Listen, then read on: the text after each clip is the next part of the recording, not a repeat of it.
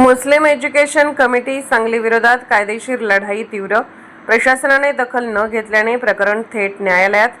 मुस्लिम education कमिटीचे संस्थापक स्वर्गीय अब्दुल सत्तार रहमानभाई बीडीवाले यांचे नातू अफान नदाब यांनी संस्थेमधील कथित भ्रष्टाचार, आर्थिक गैरव्यवहार व बेकायदेशीर कारभाराविरोधात गेल्या 2 ते 3 महिन्यांपासून सातत्याने लढा उभारला आहे।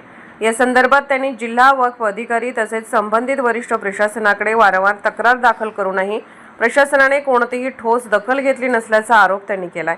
प्रशासनाच्या निष्क्रिय भूमिकेमुळे आता ही लढाई अधिक तीव्र करण्यात आली असून अफान नदाब व त्यांच्या सहकाऱ्यांनी न्याय मिळवण्यासाठी थेट न्यायालयाचे दरवाजे ठोठावले आहेत।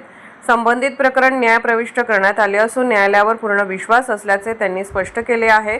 न्यायालय त्यांच्या विश्वासाला तडा जाऊ देणार नाही अशी अपेक्षाही त्यांनी व्यक्त केली।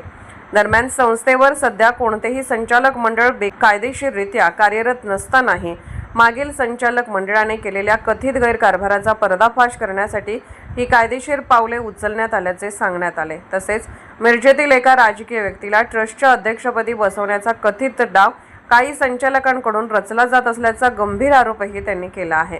हा डाव हाणून पाडण्यासाठी आणि संस्थेचे अस्तित्व व पारदर्शकता वाचवण्यासाठी सर्व सांगलीकरांनी एकत्र यावे असे आवाहन अफान नदाब यांनी केले आहे। येत्या काही दिवसात सांगली शहरात मोठे जनआंदोलन उभारण्याचा इशाराही त्यांनी दिला आहे।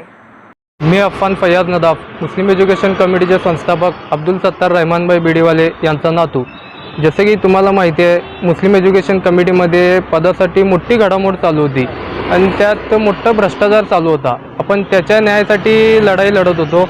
आता पण त्यासाठी एक पाऊल पुढे टाकलेलं आहे। सेक्शन 70 मध्ये आता न्यायालयाकडे आपण केस दाखल केलेली आहे। न्यायालयावर आपल्याला पूर्ण विश्वास आहे की त्यांनी आम्हाला पूर्णपणे न्याय मिळवून देईल।